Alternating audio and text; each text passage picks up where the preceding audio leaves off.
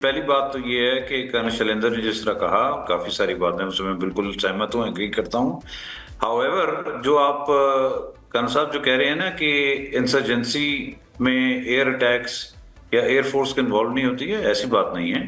हमने नॉर्थ वजीरिस्तान में अभी भी कर रहे हैं और पिछले कई सालों से करते आ रहे हैं। जी।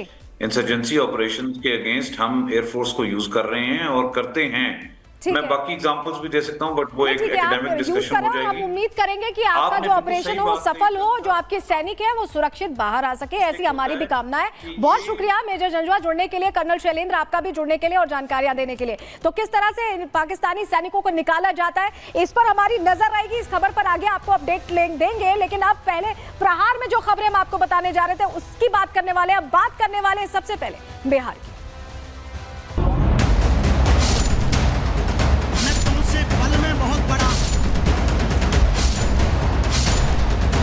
अगर हिंदू राज्य बनाए जाएंगे, वो पहला राज्य अगर कोई होगा भारत का तो वो बिहार। टुच्चे बाबा लोग हैं ये लोग, फ्रॉड नटवर लाल है। चुनाव आते हैं तो चुनावी राजनीति करते हैं। ना तो हमें नेता बनना है, ना हमें चुनाव लड़ना है, हमें तो भारत बचाना है और हिंदुओं को जगाना है। इस देश को सेकुलर राष्ट्र के तौर पर बनाया है, तो आप और हम कौन हैं हिंदू राष्ट्र की बात करने वाले? जब तक भारत हिंदू राष्ट्र नहीं बन जाएगा तब तक न रुकेंगे न झुकेंगे।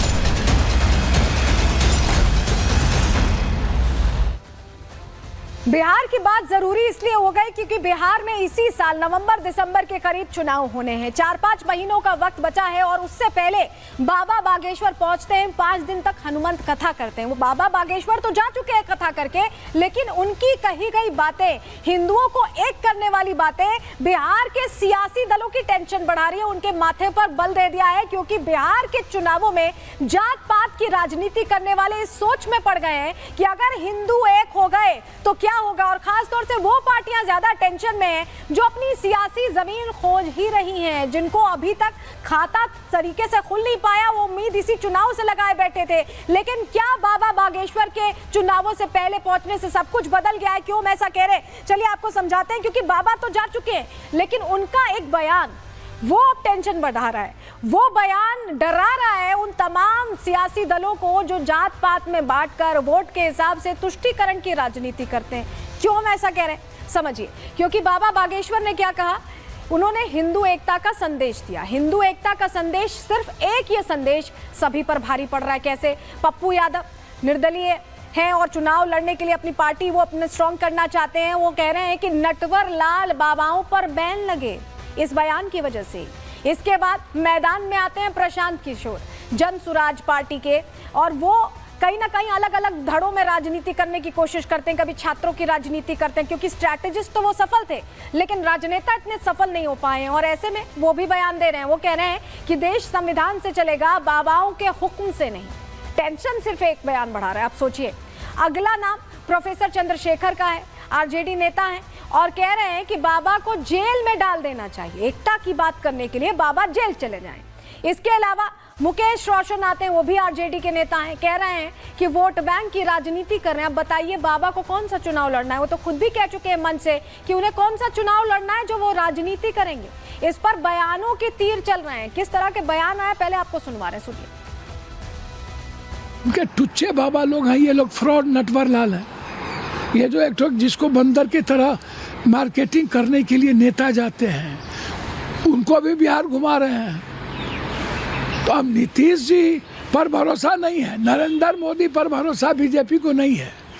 बीजेपी हमेशा बाबाओं पर और गलत चीज़ों पर भरोसा करके चुनाव जीतती है। इसीलिए ऐसे फ्रॉड नटवर लाल बाबाओं पर बैन लगने की जरूरत है। वो चुनौती देता रहता है कि छेड़ोगे तो छोड़ेंगे नहीं, छोड़ोगे तो छेड़ेंगे नहीं।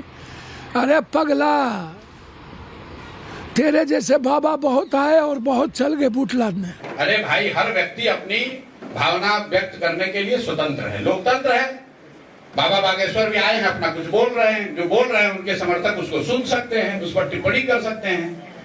लेकिन देश किसी बाबा के कहने से थोड़ी चलता है। देश चुने हुए प्रतिनिधि, जनता के द्वारा चुने हुए प्रतिनिधियों के द्वारा चलता है। देश का कानून संसद में बनता है, किसी बाबा के दरबार में तो बनता नहीं है। देश जो है वो संविधान से चलता है। अब आपने बयान सुन लिए, लेकिन ये बयान क्यों आए जरा आपको समझाते हैं। बाबा बागेश्वर हिंदुओं को एकजुट करने में लगे हैं। वो हर जगह, सिर्फ बिहार ही नहीं, जहां भी जाते हैं वो यही कहते हैं कि हिंदुओं को एक होना है।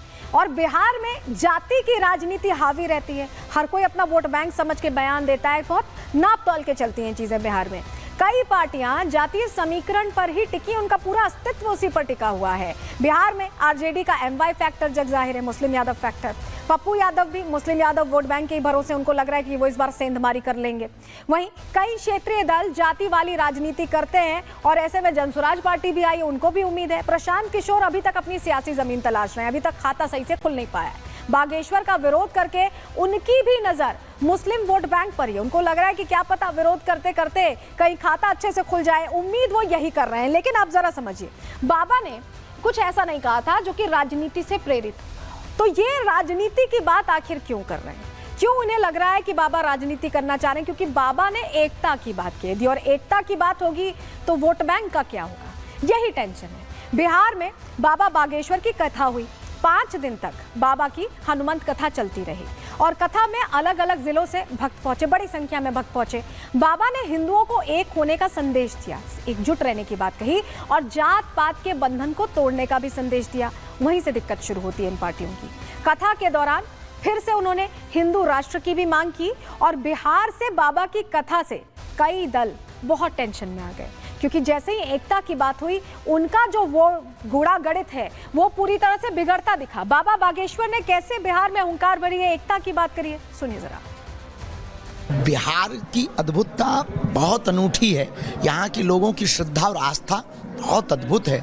हमारा मानना, हृदय का मानना, हमारी भावनाओं का मानना और पूर्ण रूप से हमारा मानना है कि हिंदू राष्ट्र की आवाज़ अगर कहीं से बुलंद होगी तो भारत में बिहार से होगी। अगर हिंदू राज्य बनाए जाएंगे तो पहला राज्य अगर कोई होगा भारत का तो वो बिहार होगा। दरअसल टेंशन इसलिए भी है कि बीजेपी भी यही कहती है कि एक हैं तो सेफ हैं, और बाबा बागेश्वर भी ये कह रहे हैं कि हिंदुओं को एकजुट करेंगे। वो हिंदुओं को एकजुट करने की बात कर रहे हैं और बीजेपी भी इसी धारणा के साथ आगे बढ़ती है, जनता के बीच जाती है। अब सियासी दलों को ये टेंशन है कि अगर एक हो गई, ये सारी जनता एक हो गई, सारे हिंदू एक हो गए, और अगर ये वोट बैंक में तब्दील हो गए तो कैसे चुनाव में क्या होगा, चुनाव का उनका हश्र क्या होगा, उनकी पार्टियों का हश्र क्या होगा, ये टेंशन का विषय है। अब जरा आपको बिहार में किस तरह से वोटों की गणित बांधी जाती है चुनावों को देखते हैं वो भी समझा देते हैं। चलिए जानकारी जल्दी से आपके सामने रखते हैं। जातीय समीकरण समझ लीजिए। बिहार की आबादी सबसे पहले देखिए 13 करोड़ 7 लाख की है।